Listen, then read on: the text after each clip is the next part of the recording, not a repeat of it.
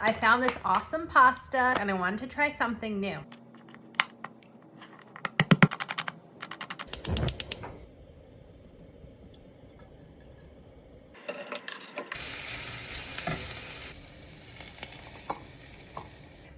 I have Pompeii red vinegar, a tablespoon, put a little salt in, pepper,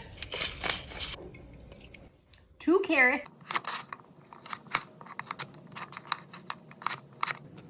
put this aside. You want bite-sized pieces. Took a piece down, I think it's done.